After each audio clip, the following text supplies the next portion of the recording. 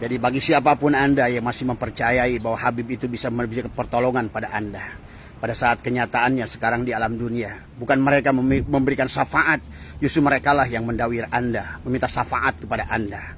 Ingat, ad-dunya miratul akhirah. Dunia itu cerminan akhirat. Orang yang di dunia saja sudah minta syafaat, apalagi di akhiratnya. Maka hanya orang-orang yang memiliki kesadaran, hanya orang-orang yang basirohnya hidup, dia akan mampu adalah keaiban, kebohongan daripada habaib ini semua. Maka hati-hati Anda mencintainya. Padahal mereka dakwahnya tidak pernah menjelaskan tentang keagungan Rasulullah. Jarang mereka menjelaskan keagungan para sahabat yang mulia. Bagaimana jarang mereka menceritakan kisah perjuangan orang-orang yang hebat, para salafus soleh. Yang mereka ceritakan hanyalah orang-orang di kalangan mereka sendiri. Yang sebetulnya kalau kita lihat dalam kitab-kitab sejarah, tidak pernah diceritakan orang-orang itu kelebihannya dan kehebatannya. Maka oleh karena itu janganlah kita tertipu lagi tadi semua ya. Apakah mereka asli ataupun palsu? Yang asli saja kalau seandainya memiliki watak yang demikian sama sekali tidak ada gunanya. Tadi semua karena inna akramakum indallahi atqakum. Kemuliaan manusia itu adalah ada pada akhlaknya. Tetapi kita manusia, bahwa sesungguhnya kita harus memuliakan seluruh manusia. Karena kata Allah, walaqad karramna bani Adam. Dan Allah sudah menyampaikan, Allah telah memuliakan bani Adam. Jadi bagi dalam pandangan Allah tidak ada kemuliaan. Semua makhluk adalah mulia. Tadi semua. Sementara para habaib ini menganggap bahwa mereka adalah orang yang paling mulia. Sehingga siapa yang membaca Al-Quran tapi tidak ikut Habib sesat. Siapa yang membaca sholawat walaupun 1 miliar tapi tidak ikut Habib adalah sesat. Inilah fatwa yang sangat bohong yang sebetulnya diputarbalikan. Hidup mereka saja di alam dunia mencari syafaat kemana-mana. Apalagi bagaimana engkau akan berharap syafaat di akhirat nanti pada orang-orang macam begini.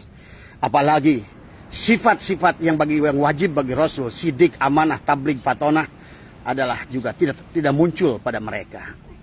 Saya sangat mengharapkan kalau mereka itu dakwah adalah yang diceritakan adalah tentang baginda Nabi. Yang diceritakan adalah tentang bagaimana perjuangan Abu Bakar As-Siddiq, Umar bin Khattab, Utsman bin Affan, Ali bin Abi Thalib. Bagaimana perjuangan Zaid bin Haritsah, bagaimana perjuangan adalah para sahabat-sahabat yang mulia, para sahabat Rasul semua. Tapi bukan, mereka bahkan mengisahkan ada Habib Zain yang katanya lebih cerdas daripada Imam Syafi'i. Tadi semua, tapi tidak ada karyanya, tidak ada kitabnya, tidak ada kisahnya. Inilah kebohongan yang luar biasa.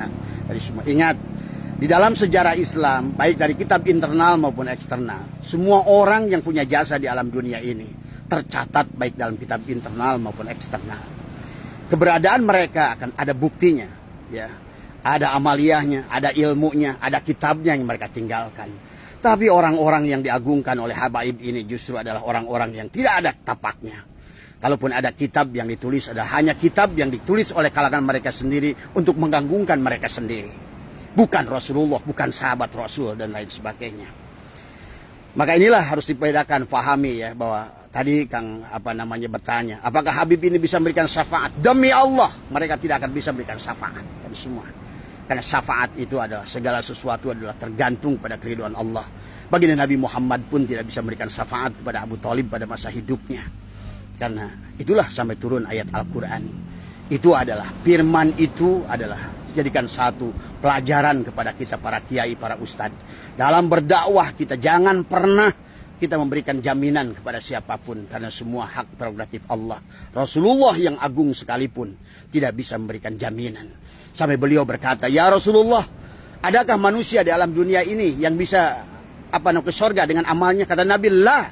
Ditanya oleh Mu'ad bin Jabal, ya Rasulullah, bagaimana dengan engkau? Termasuk aku. Aku pun tidak akan bisa masuk surganya Allah kecuali dengan adanya rahmat dan ridho Allah Subhanahu wa taala. Bagaimana Habib-Habib ini menawarkan syafaat, menawarkan surga kepada Anda, sementara dia di dunia menawarkan neraka pada dirimu. Senantiasa di dunia senantiasa adalah merampok pada kalian dan merasa orang yang paling mulia. Ingat, orang yang merasa paling mulia adalah orang paling hina di dunia ini. Orang yang mengaku sesuatu adalah dia itu adalah menunjukkan adalah kepalsuan tadi semua. Orang yang mengaku mursyid pasti palsu. Orang yang mengaku wali batal kewaliannya. Dan orang pun yang mengaku duriat. Karena sepengetahuan saya, orang yang duriat yang asli banyak dikisahkan adalah mereka justru tidak mau mengakui. Kenapa? Karena rasa malunya tadi semua ya. Duriat yang asli dia akan bersembunyi. Itulah kenapa para wali songo dan keturunannya, ada yang disebut dengan Tubagus, ada yang disebut dengan Raden Roro, ada yang disebut dengan Ajengan, ada yang disebut dengan Aceng, ada yang disebut dengan banyak, karena mereka sama sekali ingin sembunyi di masyarakat. Karena membawa nama Rasulullah itu tidak mudah, sahabat. Membawa nama manusia yang agung itu tidak mudah. Karena apapun kesalahanmu akan dinisbatkan kepadanya. Bagaimana mungkin seseorang yang mengatakan dalam tubuh ini ada mengalir darah Rasulullah, sementara perbuatannya lebih mirip perbuatan iblis tadi semua, ya. Dan Anda yang mempercayainya adalah merupakan bagian daripada mereka.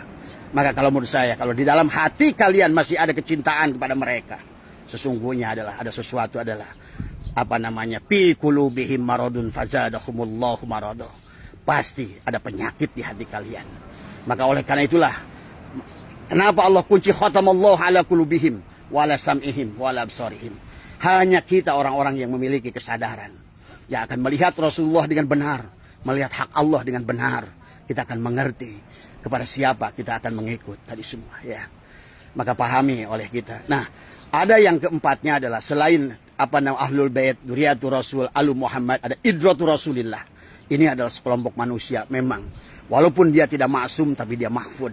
Adalah golongan mereka adalah para aulia Allah yang dari mulai zaman sahabat dia sampai sekarang musalsalah. Mereka adalah orang yang senantiasa dijaga kemuliaannya oleh Allah. Maka kalau ditanya seseorang itu, pasti kalau dia seorang aulia, pasti bapaknya seorang aulia. Terus sampai kepada baginda Nabi. Itulah disebut Idratul Rasulillah. Dia sanad ilmunya sampai kepada Rasulullah, dan juga dia sanad nasabnya adalah juga sampai kepada Rasulullah.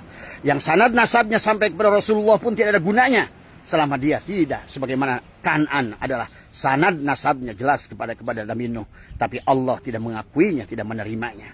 Karena pada dasarnya, ingat, dalam diri kita ada dohir, ada batin. Ada diri yang dohir, ada diri yang batin. Diri yang batin adalah berkaitan dengan syahadatu tauhid la ilaha illallah. Berarti diri yang batin adalah ketersambungan kita dengan Allah. Sementara diri yang dohir adalah Muhammadur Rasulullah, ketersambungan kita dengan kekasihnya, adalah utusannya dalam dunia ini. Maka itulah sahabat, kenapa dalam Al-Quran Allah berfirman, siapa yang tidak bertemu dengan Allah dan Muhammad, tidak kenal dengan Allah dan Muhammad di dunia ini, jadi semua, maka dia tidak akan bertemu dengan Allah dan Muhammad di akhirat nanti. Wa man kana fi hadil a'ma fahuwa fil akhirati a'ma. Itu saja Kang Budi yang jawaban dari Abah tadi semua. Jadi kalau ada dari ceramah-ceramah Habib itu mengatakan bahwa kami bisa memberikan syafaat hanya lewat kami lah, tadi semua bohong semua itu, ya. Ingat sekali lagi, mereka itu jauh daripada akhlak-akhlak.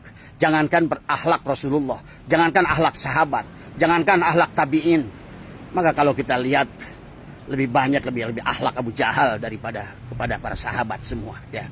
Mereka hanya mengajarkan kebencian, mengadu domba, mencaci maki, mengagung-agungkan klan-klannya, tapi tidak mengagungkan Rasulullah, tidak mengagungkan para sahabat Rasul, tidak mengagungkan salafus soleh yang telah berjuang untuk agama ini. Jangan salah, sekali lagi, saya bicara dari hati nurani yang paling dalam, mengajak pada Anda semua, jangan bergantung pada kayu yang lafuk. Orang-orang yang kayak Rizik Syihab, kayak Bahar bin Samir, demi Allah, itu orang-orang yang, kalau orang yang sudah mampu melihat dengan basiroh, sangat buruk orang itu, kau ikuti akan, maka kau akan mendapatkan akibatnya. Jangankan di akhirat, di dunia saja. Anda masa tidak menyaksikan bagaimana pergerakan orang ini dari dulu, ya tadi semua. Bacalah dengan hati nurani tadi semua. Pejamkan mata dohir kalian, maka kalian akan menyaksikan wajah yang aslinya tadi semua.